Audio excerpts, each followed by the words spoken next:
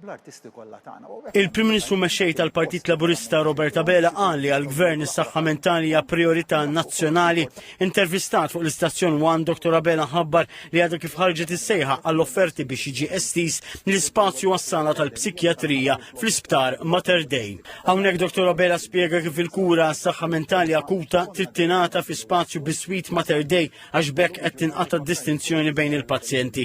Irrimarka li b'dan il-proġett ta' importanza nazzjonali il-Gvern se jkompli investi aktar fis-saħħa mentali kif qal li jagħmel fix-xhur li għaddew għal kura mhux akuta li qed tingħata b'servizzi fil-komunità.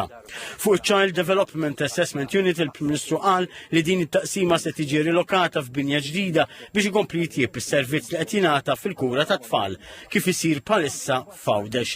L-istess investiment għal Prim Ministru se jkompli jseddaq fl-Isptar tal-Onkoloġija Serent Nemamo fejn diġà qal li qed jingħata l-aqwa servizz lil pazjenti morda bil-kanċer. Hawnhekk Dr. Abela refera l-kura paljattiva u qal li l-Gvern qed jinvesti fl-aqwa servizzi għal pazjenti bħal proġett St. Michael's ta' Hospice Malta. Dwar l-eutanasja volontarja assistita l-Prim Ministru qal li fil-konsultazzjoni pubblika daħlu madwar 15,000 sottomissjoni dwar din il-proposta. Għamela ċara li l-eutanasja mhux se tkun qed tidħol f'din il-leġislatura għax qal li fil-programm elettorali tiegħu il-Partit Laburista kien wieħed biss li ssir diskussjoni dwar dan is-suġġett kif qal li qed isir. Fuq is-sussidju tal-enerġija, Dr. Abela ċerta li dawn se jibqgħu fis-seħħax fi kliemu dawn jagħtu stabbilità ekonomika lil familji u n-negozji. Spjega li din il-garanzija qed issir id-fit mal-investimenti li qed jagħmel il-Gvern fit-tieni interconnector u proġetti ta' enerġija li tiġġedded fosthom il-dieden tar-riħ fuq il-baħar.